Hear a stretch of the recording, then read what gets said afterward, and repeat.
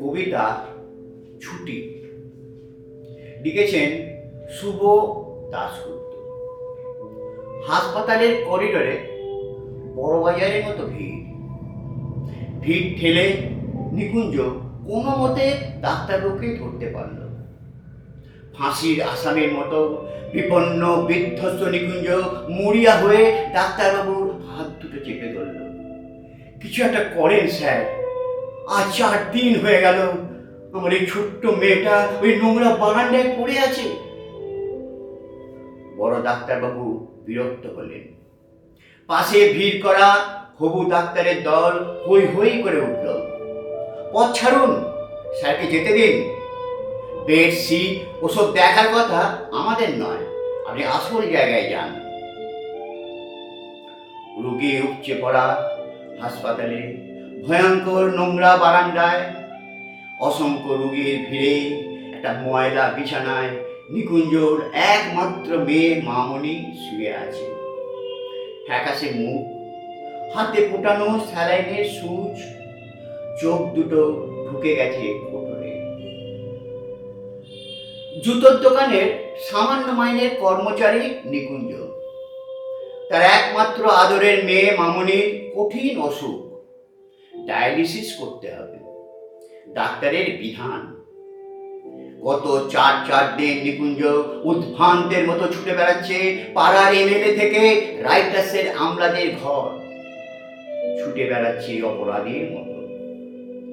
Visiting আওয়ারের বিষণ্ণ বিকালে 7 দরজায় কৃপা ভিক্ষা সেরে ক্লান্ত নিকুঞ্জ একটা সস্তার কেক আর দুটো ছোট সন্দেশ একটা ঠোঙায় ভরে নিয়ে মেয়ের মাথার কাছে এসে বসে।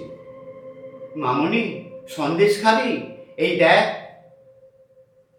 যেন কোন গভীর অতল থেকে ক্ষীণ স্বরে মেয়ে বলে, বাবা আমার ছুটি কবে হবে? আমি বাড়ি যাব কবে বাবা? এটুকুই বলতে বলতে সে ছিঁড়িয়ে পড়ে। নিকুঞ্জ মেয়ের মাথায় হাত বোলায়। সন্দেশটা খেয়ে নে মা। সন্দেশ আমি খাবো না, আমি আঙুর খাবো বাবা। ওই যে ঘরের মধ্যে ওই বিছানায় ওই যে মেয়েটা রোজ আপেল খায়, আঙুর খায়, আমি আঙুর খাবো বাবা। নিকুঞ্জ ঘরের ভেতরে হল ঘরে শুয়ে থাকা ফুটফুটে মেয়েটাকে দেখে। তারপর ধীরে ধীরে বলে, আচ্ছা মা, কাল আমি তোর জন্য আঙুর নিয়ে আসবো। পাড়ার এমএলএ দয়ালু হাতে চিঠি দিয়েছেন মন্ত্রীর সিএকে। তিনি আবার চিরকুট পাঠিয়েছেন আরেকজন আমলাকে। ওই আমলা আবার নোট পাঠিয়েছেন হাসপাতালের সুপারকে। কিন্তু গত 4 দিনে নিকুঞ্জর সমস্ত উদ্বিগ্ন চিন্তা ভাবনাকে তুচ্ছ করে সেই নোট আজও এসে পৌঁছয়নি হাসপাতালে। নোট এলে বিনা খরচে মামনির ডায়ালিসিস হবে। নোট আসেনি। দিন চলে যায়। রাইটার্সে ছুটি চলছে। গরিব নিকুঞ্জ জুতোর দোকানে সারাদিন মানুষের পায়ে জুতো পরায়। অন্য মনস্ক, কাজে ভুল হয়ে যায় বারবার। মালিক ধমক লাগায়। একটা নদর পায়ে জুতো পরাতে পরাতে নিকুঞ্জর ইচ্ছে হয় পয়সাওয়ালা খদ্দেরের পা দুটি চেপে ধরে বলে, স্যার আমার একমাত্র মেয়ে পয়সার অভাবে ওই হাসপাতালের নোংরা বারান্দায় পড়ে আছে। দিন না স্যার, আমি কয়েক হাজার টাকা, আমি সারা জীবন আপনার গোলাম হয়ে থাকব। কিন্তু এসব কথা কিছুই বলা হয় না। সারাদিন কাজের ফাঁকে ফাঁকে শুধু এই দীর্ঘশ্বাস পড়ে। 2টোর সময় ছুটি নিয়ে কলকাতার ডাক সাইটে জ্যাম ডিঙিয়ে অসংখ্য লোকের ভিড় এড়িয়ে নিকুঞ্জ রাইটার্সের দোতলায় পৌঁছায় হাঁপাতে হাঁপাতে। তারপর কেরানিবাবুর টেবিলের সামনে দাঁড়ায় চোরের মতো।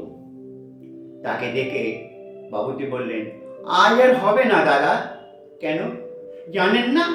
আজ নাগাল্যান্ডের পশুপালন মন্ত্রীর মৃত্যুতে আজ আমাদের হাফ ছুটি ঘোষণা করা হয়েছে। ও তাহলে কালও হবে না? কাগজ পড়েন না নাকি?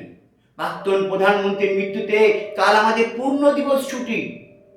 তাহলে তাহলে পরশু? নিকুঞ্জ অস্থির হয়ে ওঠে। আরে পরশু তো শনিবার, তারপর রবিবার, আপনি একেবারে সোমবার আসুন। সোমবার মানে আরো 4 দিন। নিকুঞ্জকে যেন কেউ ঠেলে ফেলে দেয় অথই সমুদ্রে। সে তলিয়ে যেতে থাকে, তলিয়ে যেতে যেতে তার কানে ভেসে আসে মামনের ক্ষীণ কণ্ঠস্বর, বাবা আমার ছুটি কবে হবে, আমি বাড়ি যাব কবে বাবা? বিকেল গড়িয়ে আসে, নিকুঞ্জ ছুটতে থাকে, ছুটতে ছুটতে সোজা হাসপাতালে। ততক্ষণে ভিজিটিং আওয়ার হয়ে গিয়ে ক্ষীণ হয়ে গেছে, সন্ধ্যা নেমে এসেছে। নিকুঞ্জ সিঁড়ি বেয়ে উঠতে উঠতে বিড় করে বলতে থাকে, মামনি চিন্তা করিস না, আর মাত্র 4 দিন। 4 দিন পরে রাষ্ট্রীয় শোক শেষ হলে তোর চিকিৎসা শুরু হবে, তুই ভালো হয়ে উঠবি মা, চিন্তা করিস না, চিন্তা করিস না মা। তারপর দ্রুত বেগে এগিয়ে যায় মামনির বিছানার দিকে, পকেটে 2 টাকার আঙুর। হঠাৎ ঝোপ করে লোডশেডিংয়ের মতো নিকুঞ্জ চারপাশ অন্ধকার হয়ে যায়। মামনির বিছানাটা খালি। মামনি, মামনি কোথায়, কোথায় আমার মামনি, মামনি? তার চিৎকারে একজন নার্স এগিয়ে আসে। তার বিধ্বস্ত মুখের দিকে তাকিয়ে সে থমকে যায়।